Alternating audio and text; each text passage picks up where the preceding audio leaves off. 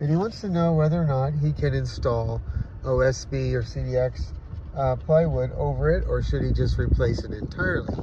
So I'll give you the kind of long answer, since I can't see the house itself, but generally, if the planks are in pretty good condition, you don't have a lot of rotten boards or they're broken or anything like that, then you can definitely overlay it with OSB. I don't know about CDX, that might be a bit much, but I think OSB would be just fine.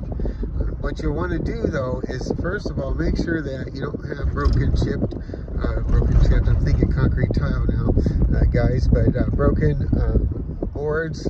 Sometimes they break horizontally or vertically, or they're split.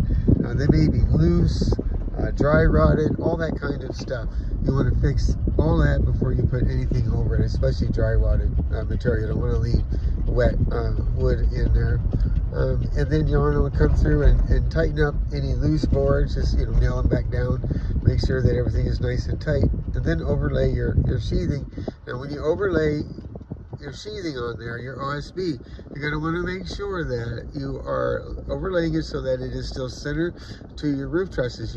Or your roof joist. You don't want it to be you're just kind of hanging over loose. You still want to treat it as if you're attaching it directly to the frame of the house, and then you'll fasten it in the same fasten as you would put your I think it was 4 to 5 nails, 6 nails, something like that, in your decking, and then offset or stagger, as it's also said, stagger, offset, whichever word you like, your next board by 4 feet. So you lay your first row on, and then you're going to offset it by 4 foot, which should be 2 studs in. And maybe the overhang might be less than that. It could be 18 inches on the overhang. Anyways, stagger your joints at least by 4 feet.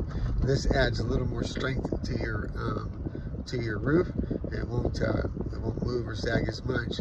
If you go less than that, you may have problems. So. If your roof needs answers, subscribe now to the AskARoofer podcast. We've got your questions covered, one episode at a time.